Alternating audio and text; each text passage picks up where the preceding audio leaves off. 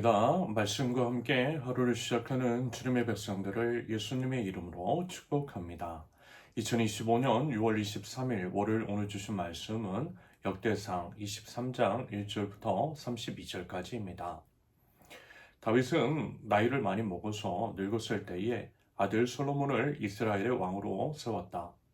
다윗 왕은 이스라엘 모든 지도자와 제사장과 레위 사람을 불러 모았다.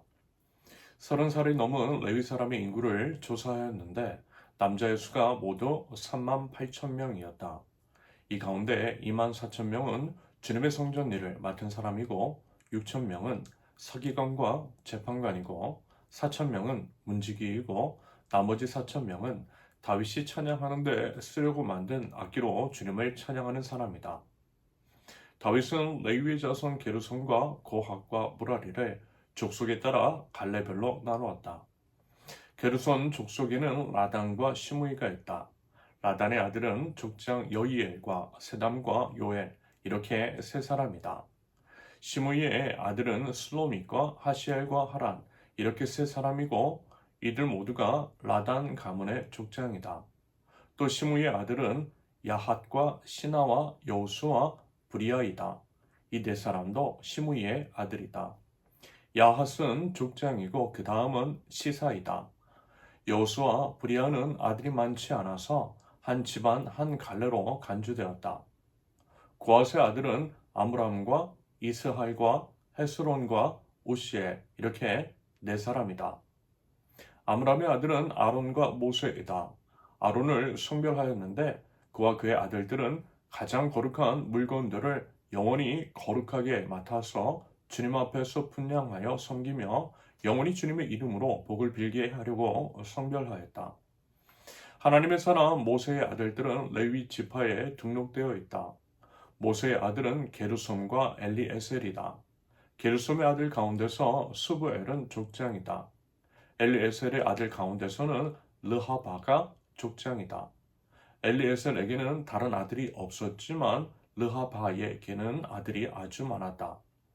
이스라엘의 아들 가운데서 족장은 슬로밋이다. 헤브론의 아들 가운데서 족장은 여리야이고 그 다음은 아마라이고 셋째는 야하시엘이고 넷째는 여가무함이다. 온시엘의 아들 가운데서 족장은 미가이고 그 다음은 이시야이다. 무라이의 아들은 마흘리와 무시이다. 마흘리의 아들 로는 엘라살과 기스가 있다. 엘라살은 아들은 없이 딸들만 남겨두고 죽었다. 그래서 그의 조카인 기스의 아들들이 그의 딸들에게 장가들었다. 또 무시의 아들로는 마흘리와 에델과 여레못 이렇게 세 사람이 있다. 이들은 각자의 가문별로 인구를 조사하여 이름이 기록된 레위의 자손으로서 주님의 성전에서 섬기는 일을 하는 20살이 넘은 각 가문의 족장들이다. 다윗이 말하였다. 주 이스라엘 하나님께서 그의 백성에게 평안을 주시고 예루살렘에 영원히 계실 것이므로 레위 사람이 다시는 성막과 그를 섬기는 모든 기구를 맬 필요가 없다. 다윗의 유언에 따라 20살이 넘은 레위 자손을 조사하였다. 그들의 임무는 아론의 자손을 도와 주님의 성전과 뜰과 방을 보살피고 모든 거룩한 물건을 깨끗이 닦는 일, 곧 하나님의 성전에서 섬기는 일과 또 상 위에 늘 차려놓는 빵과 곡식 제물의 밀가루와 누룩을 넣지 않고 만든 빵을 냄비로 굽는 일과 반죽하는 일과 저울질을 하고 자로 재는 모든 일을 맡았다. 또 아침 저녁으로 주님께 감사와 찬송을 드리며 안식일과 초하루와 절기에 주님께 번제를 드리되 규례에 따라 정한 수대로 거르지 않고 항상 주님 앞에 드리는 일을 맡았다. 이렇게 그들은 회막과 성소를 보살피는 책임과 그들의 친족 아론 자손을 도와 주님의 성전에서 섬기는 책임을 맡았다. 아멘.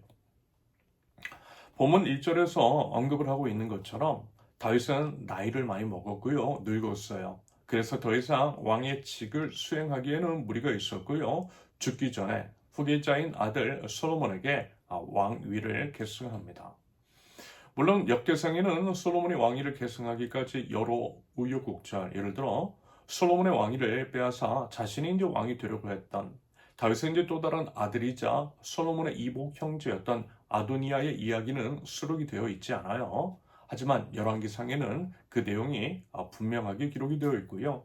그것을 통해서 우리는 왕위 계승이 순탄하지만은 않았다라고 하는 것을 알 수 있습니다. 하지만 그럼에도 뭐라고요? 하나님의 뜻은 솔로몬이 왕이 되는 것. 사람이 아무리 많은 계획을 세운다 할지라도 오직 하나님의 뜻만이 서게 됩니다. 그래서 이제 결국 솔로몬이 왕이 되었던 거예요. 그런다고 할 때 여러분, 우리가 이제 만약에 임종을 앞두고 있는 사람이라고 한다면 우리는 과연 어떤 일을 시행하겠습니까? 당연히 중요한 일 하겠죠. 중요한 일을 마무리하고 눈을 감더라도 감을 것입니다. 유언을 남긴다 하더라도요, 가장 중요한 이야기를 남겨놓을 것 같아요. 그런다고 할 때 여러분 중요한 게 뭐예요? 그것은 하나님이시죠. 하나님을 예배하는 것이었어요. 성경의 중심도 그것이고 역대기를 기록한 목적 또한 그것이었다라고 누차 말씀을 드렸습니다. 그래서요, 다윗도 그랬어요. 나이를 먹어 늙었을 때에 아들 솔로몬에게 왕위를 넘겨주면서 그거 했어요. 가장 중요한 하나님을 사랑하는 것을 이야기하고 가장 중요한 하나님 예배하는 법을 이야기합니다. 예배를 드리는 성전에 대해서 말하고 예배와 관련된 사안을 정비하고 있어요. 그 내용이 계속해서 역대상의 여러 장을 할애해서 이야기하고 있는 것들을 보았습니다. 그러면서 이제 오늘은요, 성전을 섬기는 사람들에 관한 이야기입니다. 본문 2절의 기록처럼 다윗은 이스라엘 모든 지도자와 제사장과 레위 사람을 불러 모아요. 그들이 어떤 일을 하고 무슨 일을 담당하고 있는지를 확인합니다. 말하자면 업무 분장에 관한 일이고 그것을 통해 다윗의 죽음 이후에도 그와 같은 일이 계속해서 지속이 되고 그렇게 하나님을 예배하는 일을 충성되게 해 나가라는 다윗의 의도가 그 안에 담겨 있는 것으로 여겨집니다. 여러분, 어제인지 주일 말씀에서도 언급을 드렸듯이 사람은 죽고 사라져도 하나님의 역사는, 하나님을 예배하는 일은, 하나님께서 명령하신 일들은 계속 이어져야만 합니다. 그러기 위해서 우리의 이제 맡은 바 사명이 온전히 그리고 되도록 계승되고 그것을 위해서 마음을 쓰고 최선을 다하는 것이 맞는 것이겠죠. 말씀을 드렸던 것처럼 우리 인생은 뭐라고요? 이어달리기와 같습니다. 각 사람이 수행해야 할 어디에서 어디까지 역할이라는 것이 있어요. 그 역할을 잘 수행하는 것이 우리의 책무요. 우리가 이제 마땅히 행해야 할 바라는 것입니다. 그런다고 할 때 다윗은 그 일을 잘했어요. 역시 하나님의 마음에 합한 사람이라는 이야기를 들었던 것에 걸맞게 그 일을 온전히 수행하고 있더라는 것입니다. 다시 말해서 자신을 이어 왕이 된 솔로몬도 그리고 그 이후의 왕들도 하나님을 잘 예배하라고 끝까지 늙어서 이제 죽는 날까지 예배 및 예배를 섬기는 자들에 대해서 점검을 하고 있더라는 것입니다. 여러분 부디 우리도요 다윗처럼 그와 같은 이제 최선의 삶, 하나님 앞에서 맡은 바 소임을 충성되게 잘 해내는 삶, 하나님 중심적인 삶을 살아낼 수 있기를 바랍니다. 그리하여 우리 하나님께 영광 올려드리는 저와 여러분들이 되실 수 있기를 바랍니다. 이어서 이제 본문 25절에서는 2절까지는 성막 안에 하나님의 궤가 있었고요. 때때로 이제 이동을 해야 했지만 이제는 다윗의 왕국이 세워지고 결국 하나님의 성전이 세워지게 될 것이므로 이젠 더 이상 뭐라고요? 하나님의 궤가 옮겨질 이유가 사라진 것입니다. 그런다고 할 때 베레스 우사 사건에서 일어났던 일들, 그것은 이제 이유가 되었던 하나님의 궤를 옮기는 일은 더 이상 없어도 될 것 같아요. 그래서 다윗은 레위 사람들이 성막과 그 안의 모든 기구를 옮길 필요가 없다라고 명시를 합니다. 대신 이제 고정된 성전이 세워지면 그에 따른 새로운 업무 분장이 필요하겠죠? 당연한 이야기입니다. 일종의 이것도 새술은 새부대라고 하는 식의 적용일 수 있겠습니다. 이와 같은 것을 현재 우리의 삶에 적용시켜 보면 내용의 본질은 변함이 없지만 형식은 언제든 유연하게 상황과 시대의 변화에 따라 변화시키는 것이 필요하다라는 거죠.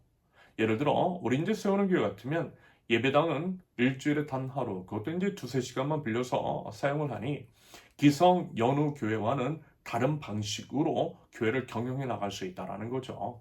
건물 있는 교회처럼 똑같은 것을 하지 않을 수 있다는 것입니다. 단 하나님에 대한 마음, 성령을 통해서 드러난 하나님 나라 가치와 원리, 그 본질적인 사안은 철저하게 준수하면 되는 것입니다. 마지막으로 본문인지 30절을 보면요. 아침 저녁으로 안식일과 초하루과 절기에 하나님을 예배한다라고 하는 내용이 등장하죠. 그러면 여러분 이게 무슨 얘기겠어요? 결국 뭐냐면 매일 매 순간 우리 모든 삶이 예배여야 한다라는 것이겠죠. 항상 주님 앞에 일상의 예배자로서의 삶을 살아가야 한다라고 하는 의미일 것입니다.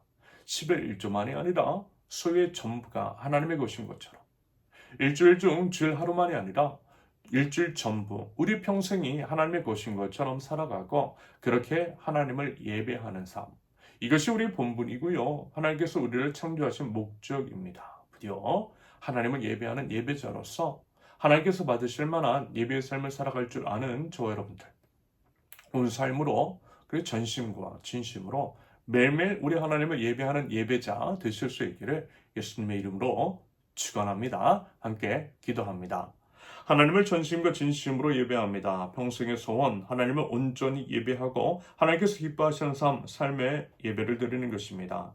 하나님, 저희 이 마음, 이 예배를 받아 주시옵소서. 말씀과 기도로 하루를 시작하고 또 하루를 마무리할 줄 아는 신실한 백성들, 저희들 수 있도록 우리 주님 인도하여 주시옵소서. 예수님의 이름으로 기도합니다. 아멘. 하나님께서 오늘 주신 말씀과 각자의 기도 제목을 놓고 우리 잠시 기도합니다.